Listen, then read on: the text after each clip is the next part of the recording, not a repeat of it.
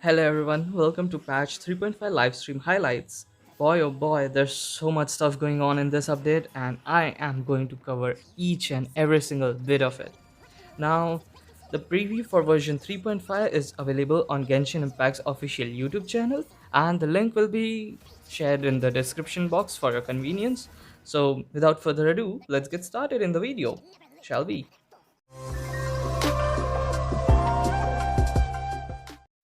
Starting things off, our first playable character of version 3.5 is Dia. Now she's got a fancy pet name, Flame Mane. Now, just as it sounds, Flame, that is, yes, Pyro. She is a Pyro Claymore character, and that too a 5 star. Yes, she is the long awaited waifu of everyone, I know. She is finally here in the patch 3.5. As far as playstyle is concerned, she legit uses her fists, so I can say that she is a main DPS, or at least she slams and jams, so a lot of people are going to love her. Her normal attacks are basic 5 hit combos which ends with a punch. There's nothing more to say about it. It does physical damage. There's no infusion. There's no pyro infusion again unless you have C6 Bennett, of course. She's got one very interesting elemental skill right here. Now what it essentially does is she becomes a tank and takes the damage of your on-field character when she's off-field after deployment of her elemental skill, and it's quite a weird mechanic. And while the mechanic is deployed, it also does pyro damage, that is like coordinated attack kind of thing, just like some off-field DPS kind of situation over here. But essentially she also has a passive that heals her so she does not die while taking damage off field. It's quite a mechanism we need to play around when she launches. Definitely looking forward to trying her out. Talking about her burst, she legit just throws away her claymore and starts punching the enemies. Now that aspect is really cool, but I don't know how this whole thing will work in terms of, DPS and all, because if we tap when she's punching, will she increase the amount of punches she does?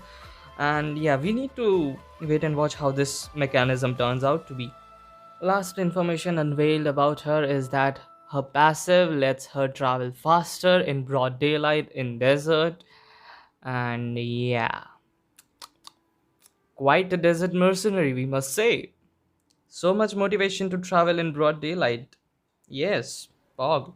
Our next playable character in patch 3.5 is going to be Mika. Now he is the letter boy from previous patches that we saw in a cutscene. He's finally playable. He's a cryo character who wields a polearm. There's a twist about him though, that he uses crossbow in his kit. Now that's not a separate weapon type, it's just a playstyle kind of thing. Looks really good, looks really refreshing. Can't wait to see how this turns out to be. Just like other characters, his basic is just a 5 hit combo with polearm. Apparently the 4th hit is crossbow, but yeah, you get the idea. Interestingly enough, his elemental skill is actually a attack speed buffer and it also improves your physical damage bonus. So Eula teams are going to see some change, I guess. Mika becomes part-time healer in his burst mode. Now when your on-field DPS deals normal attack damage to opponents, they will regenerate HP under Mika's burst. Mika's role in Knight of Favonius is that of a cartographer, and as such, his passive is related to that. He shows us Mondstadt's local specialty items on the minimap.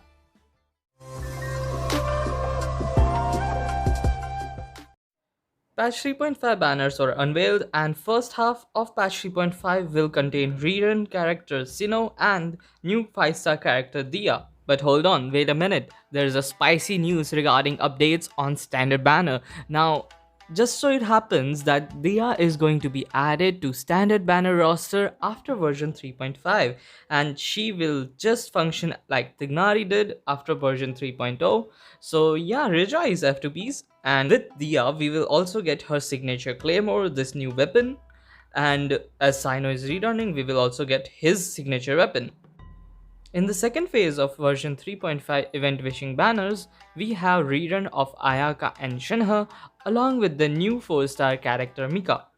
As for weapon banners, Shenhe and Ayaka's signature weapons will be on the weapon banner, obviously, because why not?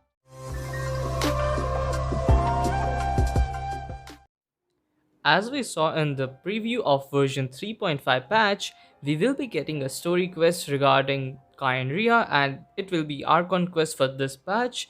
Dainsleep is going to be involved, so I'm really excited for it. And there's one mystery guest. Yes, his name is Kaya.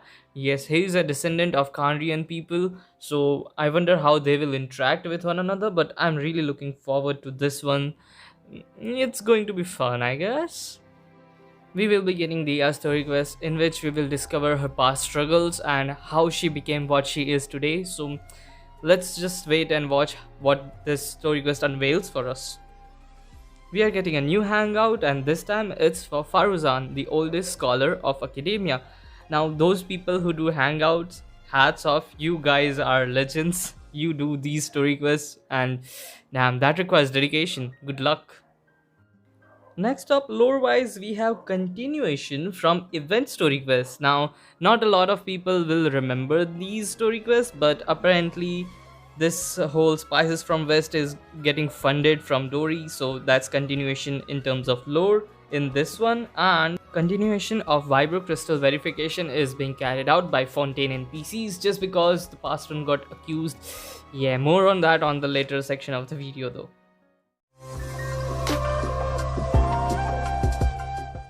Let's shed some light on patch 3.5's events. This patch's main event is going to be Windbloom Festival, which will take place in Mondstadt, and we will have a cute little crossover of Sumeru characters coming and visiting Mondstadt after such a long time. Those characters are going to be Golei, Tignari, and Sino. Now, minigames for this main event are going to be 3 reruns, and there will be slight changes. For example, first minigame here is the capture the balloon one, but in this one the twist is that this time around there will be balloons trying to capture us as well, and we have to take care of them while capturing all the balloons within time limit. Now this event is co-opable, so you can play with your friends in co-op. It's going to be fun little minigame event, I'm sure of that. Second minigame is compilation of previous music instrumental challenges. This time around, you can choose either one of those 3 instruments to complete this event. You can even customize your own beat maps for other players to play. Last minigame is just a photography event, there's nothing much to say about it. As for rewards, we will be getting a new free 4-star claymore which can be refined to level 5 and a crown as well, along with other good stuff. Rerun of Spices from the West is occurring and it is funded by Dory this time. Pretty similar deal like last time, we use our own ingredients, cook delicious meals, and invite teapot characters to gain friendship XP. Remake of Theater Mechanicus, the Fungus Mechanicus is here. It's interesting as now the roles will be switched and we will be destroying the Mechanicus that we once used to destroy mobs with. Yes, you heard me correctly. We will be using our Pokemons, that is our little funguses, and control them to destroy these mechanisms around the map. And yeah, it's giving me a kind of RPG vibe. It's like RPG game inside an RPG. It's going to be fun. I'm really looking forward to this one. Vibro Crystal verification rerun, because previously conducted research in Chasm was accused to be fake. Ooh. And as such, Fontaine people have got no chill and are going to conduct the entire research again, giving us more primos. Rejoice everybody. Now, this is a combat focused event. There's not much change from previous version. One thing that I need to add is that trial character will include Dia, so we will be able to try her out in combat other than trial challenges itself. Last event of version 3.5 is going to be Leyline Overflow. There's not much going on over here, it's pretty self-explanatory. You can farm lots of XP books and Moras and be resin efficient if you want to be, or just waste your resin in Vermilion domain or Pale Flame domain. Who cares? Haha.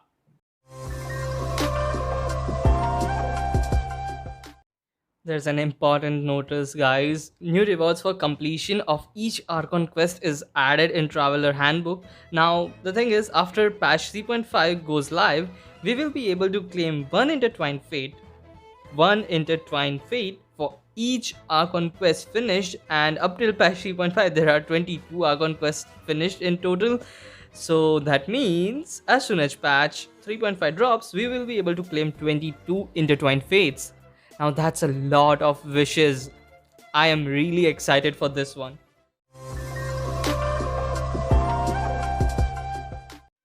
Touching upon another topics, we have two new enemies, one Cryo Herald and another a Geo kind of big dude who looks really colossal, really formidable. Damn, he looks strong. I can't wait to fight these two new enemies and let's see how their playstyles are going to be. There's going to be a new game mode in TCG in which you will be using less elemental dices on your first hand and something like that. I don't really know much about it. But we are also getting 3 new character cards, namely Kokomi, Eula and Kujo Sara. Let's see how these cards switch the TCG meta around.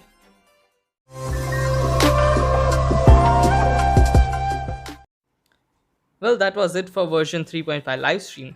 I hope you really enjoyed this video, and as for the promo codes, I posted them on my Twitter handle at Nr.OriginZ. As soon as the livestream got over, you can go follow me there for future updates. If you like the video, please do consider subscribing as it really motivates me to make more of these content for you guys. And that was it from me this time around. I shall see you guys next time. Peace.